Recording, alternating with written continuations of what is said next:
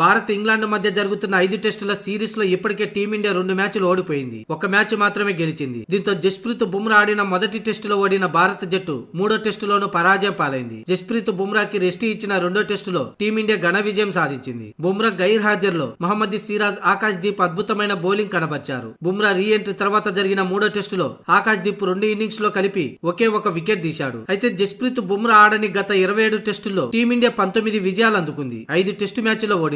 3 డ్రాగా ముగించింది. ఇక ఇంగ్లాండ్ టూర్లో 2 టెస్టుల్లో 12 వికెట్లు తీసిన జస్ప్రీత్ బుమ్రా 2 సార్లు 5 వికెట్లు తీశాడు. అయితే బుమ్రా బాగా బౌలింగ్ చేసిన ప్రతిసారి అతనికి మిగిలిన పేసర్ల నుంచి సరైన సహకారం లభించడం లేదు. మహమ్మద్ సిరాజ్ పర్వాలేదనిపిస్తున్నా ప్రసిద్ధి కృష్ణ, ఆకాశ్ దీప్ వంటి బౌలర్లు బుమ్రా ఉన్న మ్యాచ్లో ఆకట్టుకోలేకపోయారు. అయితే ప్రస్తుతం ఇంగ్లాండ్ టూర్లో భారత కోచ్ గౌతమ్ గంభీర్ జస్ప్రీత్ బుమ్రాని 3 టెస్టుల్లో మాత్రమే ఆడిస్తామని చెప్పాడు. ఇంకా 2 మ్యాచ్లు ఉన్నాయి. అతను ఇప్పటికే 2 టెస్టులు ఆడాడు. అయితే బుమ్రా ఆడిన మ్యాచ్లో టీమిండియా ఓడిపోయింది కాబట్టి 4వ టెస్టులో అతనికి రెస్ట్ ఇవ్వాలి. టీమిండియా గెలిచి 2-2తో తేడాతో సిరీస్ సమం చేయాలి. అప్పుడు ఆఖరి టెస్టులో బుమ్రాని ఆడించొచ్చు. లేదంటే ఇంగ్లాండ్ ఈజీగా 3-1 తేడాతో సిరీస్ గెలుస్తుంది. ఆఖరి టెస్టులో బుమ్రాకి రెస్ట్ ఇచ్చినా లాభం ఉండదు. అతను వరల్డ్ లో బెస్ట్ బౌలర్లో ఒకడు. అయితే అతను ఆడిన మ్యాచ్లో టీమిండియా గెలిచిన సందర్భాల కంటే ఓడినవే ఎక్కువగా ఉన్నాయి. కాబట్టి భారత జట్టు ఇప్పుడు సిరీస్ కాపాడుకోవాలంటే ఏం చేయాలో ఆలోచించాలంటూ ఇంగ్లాండ్ మాజీ క్రికెటర్ డేవిడ్ లాయిడ్ ఈ వ్యాఖ్యలు చేశాడు.